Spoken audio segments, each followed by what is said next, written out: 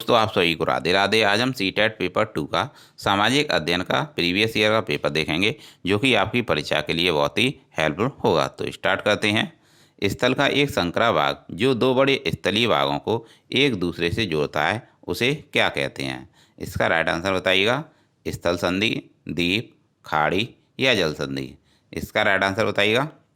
इसका right answer है चौथा, जल संधि। स्थल का एक संकरा भाग जो दो बड़े स्थलीय भागों को एक दूसरे से जोड़ता है, उसे जल संधि कहते हैं। क्या कहते हैं? उसे जल संधि कहते हैं। निम्नलिखित में से कौन सा महाद्वीप आकार में सबसे छोटा महाद्वीप है? बताइएगा। इसका राइट आंसर क्या है? दोस्तों इसका राइट आंसर बताइएगा। इसका राइट आंसर है चौथा, ऑस्ट्रेलिया महाद्वीप। ऑस्ट्रेलिया महाद्वीप आकार में सबसे छोटा महाद्वीप है। अगला प्रश्न देखेंगे। उच्च प्राथमिक स्तर पर सामाजिक विज्ञान में शामिल है। बताइएगा दोस्तों, सामाजिक विज्ञान में क्या क्या शामिल है? इसका राइट आंसर बताइएगा। इसका राइट आंसर है दूसरा, इतिहास, भूगोल, राजनीति विज्ञान और अर्थशास्त्र। यह सभी सामाजिक विज्ञान में शामिल है। तो इसका राइट आंसर है दूसरा। अगला प्रश्न देखेंगे। आगमनात्मक अधिगम निम्नलिखित में से किस विद्या का विरोधाभासी है? इसका राइट आंसर बताइएगा। संरचनात्मक प्रशिक्षण का, अनुकरण का या निपुणात्मक अधिगम का या व्याख्यात्मक शिक्षण का। इसका राइट आंसर बताइएगा 34 का। दोस्तों इसका राइट आंसर है चौथा, व्याख्यात्मक शिक्षण का। आगमनात्मक अधिगम व्याख्यात्मक शिक्षण का विरोधाभासी है। अगला प्रश्न देखेंगे। दोस्तों दिए गए कथन ए और बी पढ़िए और सही उत्तर का चयन कीजिए। आलोचनात्मक सोच धारणाओं के निर्माण तथा विचारों के अनुप्रयोग और विस्तार को बढ़ावा देती है। यह दूसरों के तर्कों और विश्वासों को समझने और मूल्यांकन करने में मदद नहीं करती है। बताइए दोस्तों, कौन सा कूट इससे संबंधित है? कौन सा कूट सही है? 35 का। दोस्तों 35 का राइट आंसर है चौथा, ए सत्य है और बी असत्य है। ए सत्य है और बी असत्य है। दोस्तों आलोचनात्मक सोच धारणाओं के निर्माण तथा विचारों के अनुप्रयोग और विस्तार को बढ़ावा देती है। यह इसका राइट आंसर है, जबकि बी असत्य है। अगला प्रश्न देखेंगे। अनुभवजन्य साक्ष्य क्या है? बताइएगा दोस्तों, इसका राइट आंसर क्या है? अनुभवजन्य साक्ष्य क्या है? 36 का राइट आंसर बताइएगा।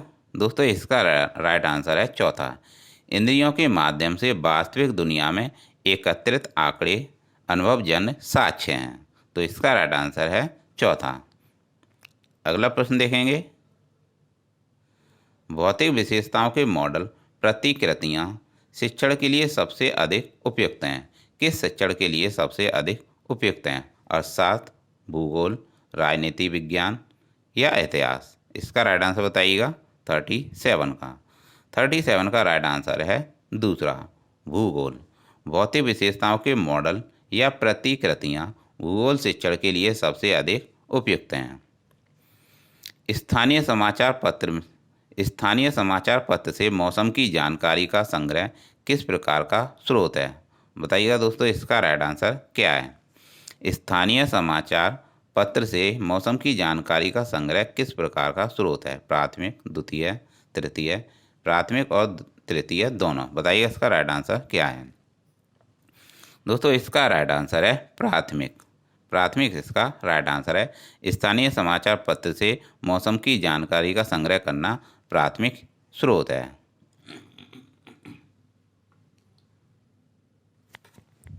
अगला प्रश्न देखेंगे।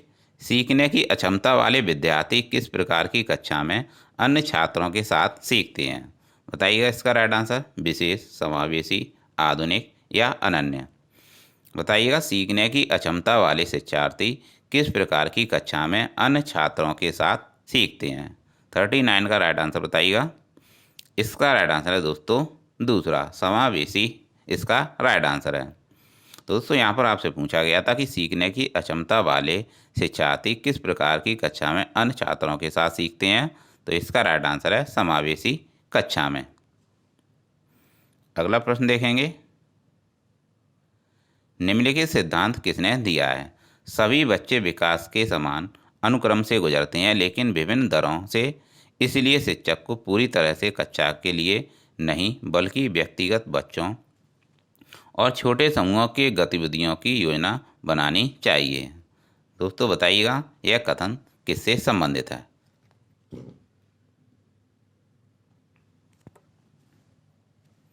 इसका राइट आंसर बताइएगा।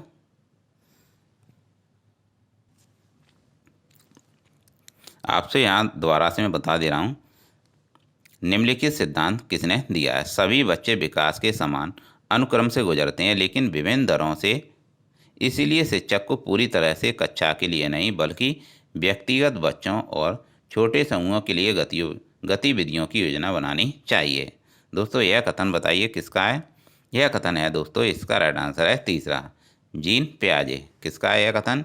यह जे पियाजे का है, यानी जीन पियाजे का यह कथन है। अगला देखेंगे, कक्षा में सहकारी शिक्षा को बढ़ावा देने के लिए एक शिक्षक को क्या करना चाहिए? बताइए दोस्तों इसका राइट आंसर क्या है?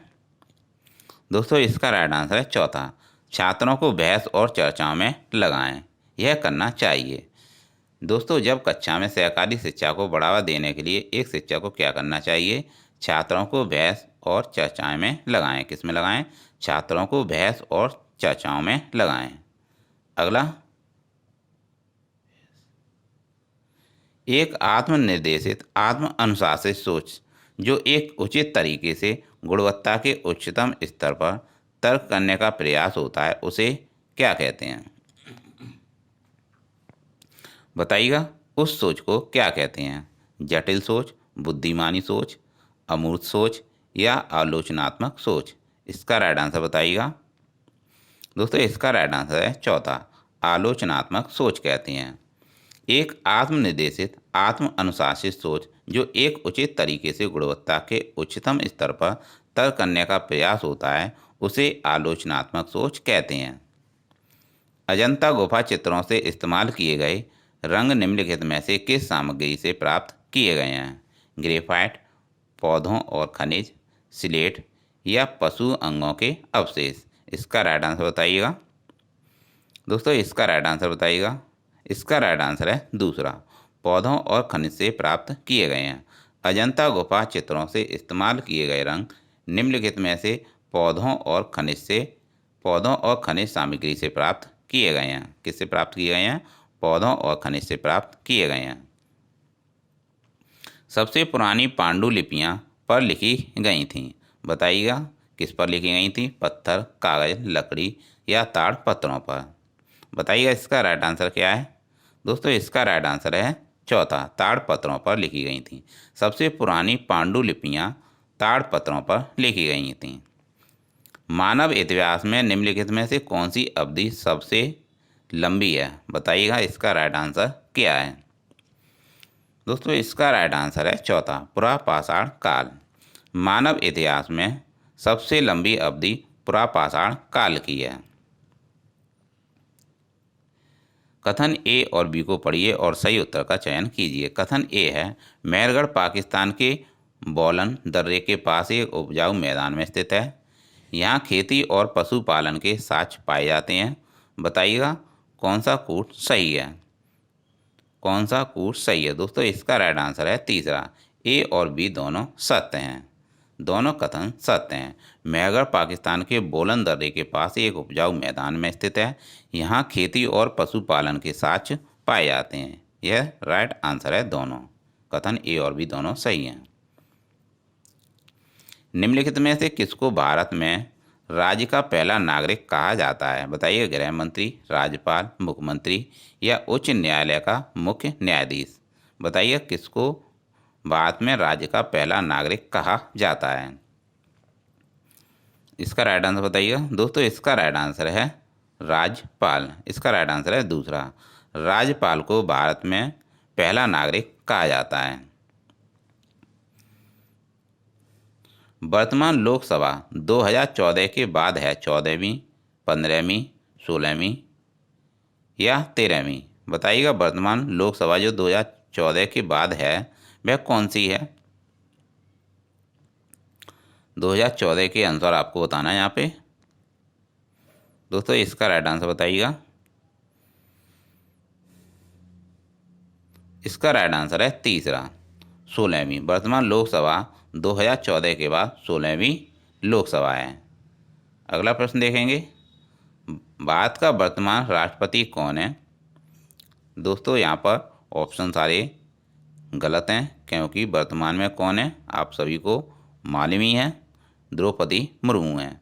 वर्तमान में भारत की जो राष्ट्रपति हैं वह द्रौपदी मुर्मू हैं। तो यहाँ पर सारे ऑप्शन गलत हैं, तो यहाँ पर आप कर लीजिएगा द्रौपदी मुर्मू। द्रौपदी मुर्मू इसका राइट आंसर है, जो कि मयूरभंज से हैं। और आगे देखेंगे, भारत के संविधान में निम्नलिखित में से किसका उल्लेख नहीं किया गया है? बताइएगा दोस्तों, किसका उल्लेख नहीं किया गया है? भारत के संविधान में किसका उल्लेख नहीं किया गया है? दोस्तों इसका राइट आंसर है दूसरा, राजनीतिक दलों के नाम।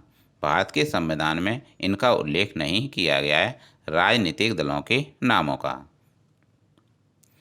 राज्यसभा में सदस्यों को कौन नामांकित करता है? बताइएगा, राज्यसभा में सदस्यों को कौन नामांकित करता है? इसका राइट आंसर बताइएगा। इसका राइट आंसर है चौथा, राष्ट्रपति। राज्यसभा में सदस्यों को राष्ट्रपति नामांकित करता है। निम्नलिखित में से कौन भारत की संविधान सभा का अध्यक्ष था? बताइएगा, भारत की संविधान सभा के अध्यक्ष कौन थे? दोस्तों इसका राइट आंसर है दूसरा, डॉक्टर राजेंद्र प्रसाद भारत की संविधान सभा के अध्यक्ष थे। निम्नलिखित में से कौन भारत का एकमात्र भारतीय गवर्नर जनरल था? इसका राइट आंसर बताइएगा। भारत का एकमात्र भारतीय गवर्नर जनरल कौन था? दोस्तों इसका राइट आंसर है सी राजगोपालाचार्य, भारत के एकमात्र भारतीय गवर्नर जनरल थे। अगला प्रश्न देखेंगे, भारत का संविधान कब अपनाया गया था? दोस्तों इसका राइट आंसर बताइएगा। भारत का संविधान कब अपनाया गया था? दोस्तों इसका राइट आंसर है 26 नवंबर 1949 को अपनाया गया था, जबकि यह लागू हुआ था 26 जनवरी 1950 को, और यह अपनाया गया था 26 नवंबर 1949 को। तो इसका राइट आंसर है दूसरा। आगे देखेंगे, निम्नलिखित में से किसने भारत की रियासतों को एकीकृत करने में निर्णायक भूमिका निभाई थी? बताइएगा, इसका राइट आंसर क्या है? दोस्तों इसका राइट आंसर है पहला, सरदार वल्लभ भाई पटेल ने भारत की रियासतों को एकीकृत करने में निर्णायक भूमिका निभाई थी।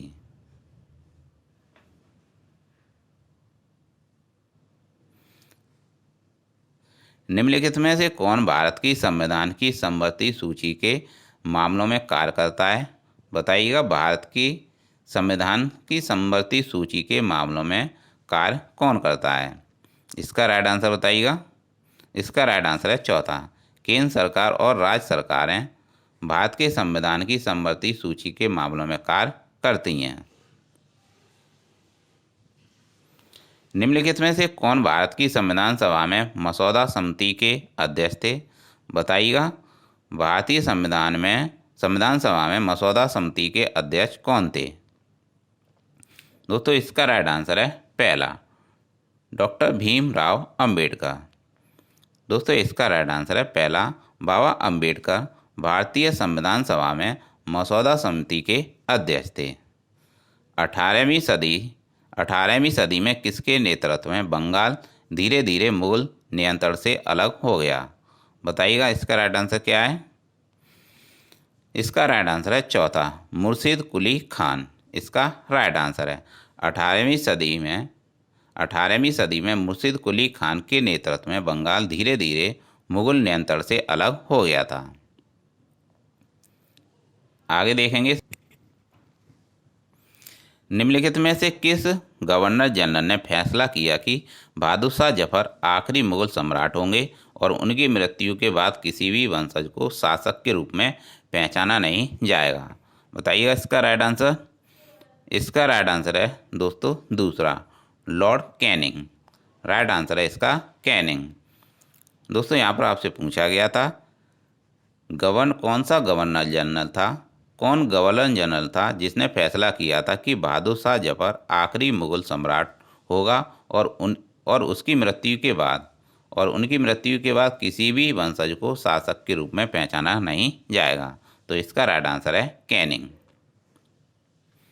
आगे देखेंगे, किस गवर्नर जनरल ने घोषित किया कि अवध पर गलत तरीके से शासन किया जा रहा था और उचित प्रशासन सुनिश्चित करने के लिए ब्रिटिश शासन की आवश्यकता थी? बताइएगा दोस्तों, फिर दोबारा से समझ लीजिएगा। किस गवर्नर जनरल ने घोषित किया कि अवध पर गलत तरीके से शासन किया जा रहा था और उचित प्रशासन सुनिश्चित करने के लिए ब्रिटिश शासन की आवश्यकता थी? इसका राइट आंसर बताइएगा। इसका राइट आंसर है दूसरा, डलहौजी इसका राइट आंसर है। कानपुर के किस शासक ने खुद को पेशवा कहा? बताइएगा, कानपुर के किस शासक ने खुद को पेशवा कहा था? 75 का राइट आंसर। दोस्तों इसका राइट आंसर है चौथा, नाना साहेब। नाना साहेब ने खुद को पेशवा कहा था। कारखाने के विषय में पढ़ाने के लिए सबसे उपयोगी विधि कौन सी होगी? बताइएगा दोस्तों, कारखाने के विषय में पढ़ाने के लिए सबसे उपयोगी विधि कौन सी है?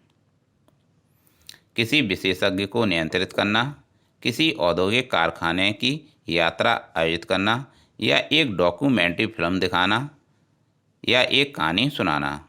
तो दोस्तों बताइएगा इसका राइट आंसर क्या है?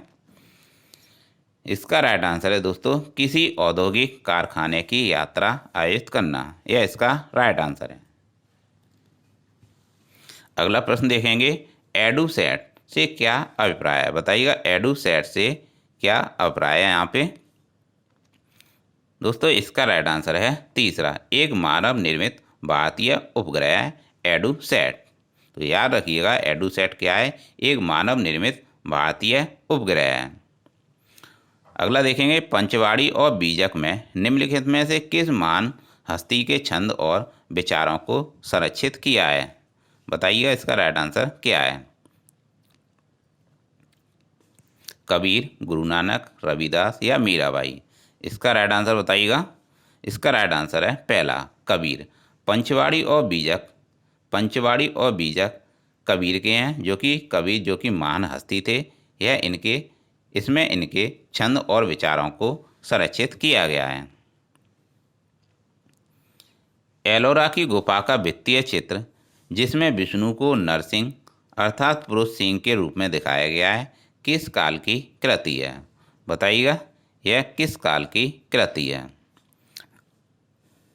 दोस्तों इसका राइट आंसर है पहला, राष्ट्रकूट काल की यह कृति है। तो दोस्तों याद रखिएगा कि एलोरा की गुफा का जो भित्ति चित्र है जिसमें विष्णु भगवान को नरसिंह अर्थात पुरुष सिंह के रूप में दिखाया गया है, यह राष्ट्रकूट काल की कृति हैं। निम्नलिखित में से कौन सा संगठन उपनिषद में आस्था रखता है? बताइएगा कौन सा संगठन उपनिषद में आस्था रखता है? दोस्तों इसका राइट आंसर है चौथा, ब्रह्म समाज। ब्रह्म समाज उपनिषद में आस्था रखता है। बात दिग्दर्शी का प्रयोग क्या मापने के लिए किया जाता है? बताइएगा बात दिग्दर्शी का प्रयोग क्या मापने के लिए किया जाता है? वायु दाब, वायु दिशा, वायु तापमान या वायु वेग? इसका राइट आंसर बताइएगा। इसका राइट आंसर है दूसरा, वायु दिशा। बात दिग्दर्शी का प्रयोग वायु दिशा मापने के लिए किया जाता है। वायुमंडल की निम्नलिखित में से कौन सी परत रेडियो तरंगों के संचरण में मदद करती है? बताइएगा इसका राइट आंसर। दोस्तों इसका राइट आंसर है दूसरा, वायुमंडल। वायुमंडल इसका राइट आंसर है। दोस्तों यहाँ पर आपसे पूछा गया कि पृथ्वी की विभिन्न परतों को क्रम में आंतरिक से बाह्यतम परत तक पहचानिए। तो दोस्तों आपको बताना है आंतरिक से बाह्यतम परत तक। तो दोस्तों बताइएगा इसका राइट आंसर क्या होगा? दोस्तों इसका राइट आंसर है तीसरा, आंतरिक क्रोड़, बाहरी क्रोड़, मेंटल और परपटी। तो दोस्तों याद रखिएगा, यहाँ पर यह क्रम है, आंतरिक क्रोड़, बाहरी क्रोड़, फिर मेंटल, फिर परपटी। आगे देखेंगे, दिए गए आरेख में सूर्य, पृथ्वी और चंद्रमा की स्थिति को ध्यान से देखिए और बताइए कि यह क्या दर्शाता है। चंद्रमा और सूर्य और बीच में है पृथ्वी, तो बताइएगा क्या होगा, चंद्रग्रहण होगा या वृत्त ज्वारभाटा होगा या लघु ज्वारभाटा होगा या सूर्य ग्रहण होगा। तो दोस्तों बताइएगा इसका राइट आंसर क्या होगा। दोस्तों इसका राइट आंसर है लघु ज्वारभाटा, यह इसका राइट आंसर है।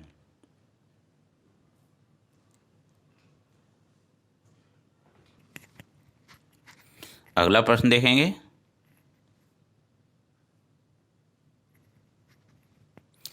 जब नदी मैदान में प्रवेश करती है तो यह मुड़ जाती है और बड़े मोड़ बनाकर बहती है, जो कहलाता है। बताइएगा क्या कहलाता है।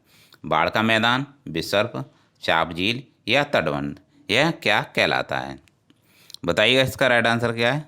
दोस्तों इसका राइट आंसर है विसर्प। जब नदी मैदान में प्रवेश करती है तो यह मुड़ जाती है और बड़े मोड़ बनाकर बहती है, तो यह विसर्प कहलाती है। क्या कहलाती है, विसर्प कहलाती है।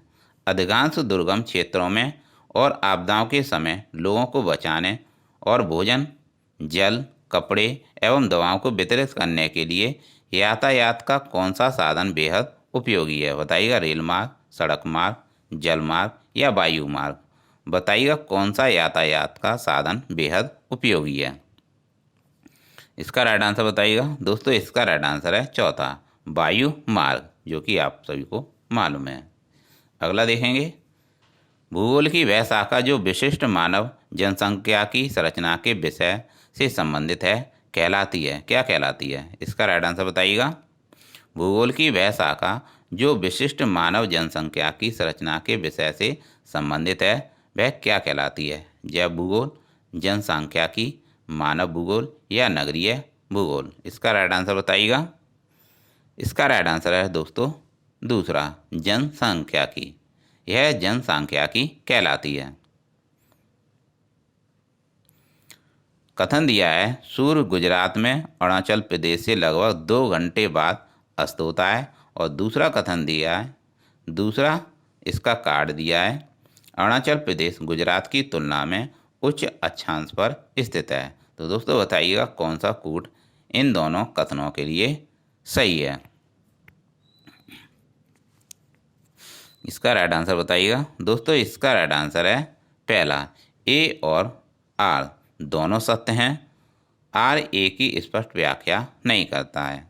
आर ए की स्पष्ट व्याख्या नहीं करता है। तो दोस्तों याद रखिएगा, सूर्य गुजरात में अरुणाचल प्रदेश से लगभग 2 घंटे बाद अस्त होता है और आर में अरुणाचल प्रदेश गुजरात की तुलना में उच्च अक्षांश पर स्थित है। तो दोस्तों यहाँ पर ए और आर दोनों सत्य हैं, लेकिन आर ए की सही व्याख्या नहीं करता है। आगे देखेंगे, निम्नलिखित में से कौन सा ऊर्जा और गैर परंपरागत स्रोत है। बताइएगा, प्राकृतिक गैस, सौर ऊर्जा, कोयला, ईंधन। इसका राइट आंसर बताइएगा। निम्नलिखित में से कौन सा ऊर्जा का गैर परंपरागत स्रोत है। दोस्तों इसका राइट आंसर है दूसरा, सौर ऊर्जा। सौर ऊर्जा गैर परंपरागत स्रोत है ऊर्जा का। अगला देखेंगे लास्ट, विशेष रूप से निर्मित टैंकों और तालाबों में मछली का प्रजनन कहलाता है। क्या कहलाता है। दोस्तों बताइएगा, मछली पालन को क्या कहते हैं, आप यहीं से पता लगा लेंगे। इसका राइट आंसर क्या होगा। दोस्तों इसका राइट आंसर है पीसी कल्चर। तो दोस्तों याद रखिएगा कि निर्मित टैंकों और तालाबों में मछली का जो प्रजनन है या उत्पादन है वह पीसी कल्चर कहलाता है। तो दोस्तों ये थे सामाजिक अध्ययन का प्रीवियस ईयर का पेपर, जो कि आपकी परीक्षा के लिए बहुत ही हेल्पफुल होगा। तो दोस्तों ऐसे ही प्रश्न आपके लिए लाते रहेंगे। प्लीज़ चैनल को ग्रो करवाने के लिए सपोर्ट करें, चैनल को लाइक और सब्सक्राइब जरूर करें। आपके लिए मेहनत ही करते हैं। तो दोस्तों कम से कम इतना तो बनता ही है कि आप चैनल को लाइक और सब्सक्राइब करें। तो दोस्तों मिलते हैं नेक्स्ट क्लास में। Thanks for watching.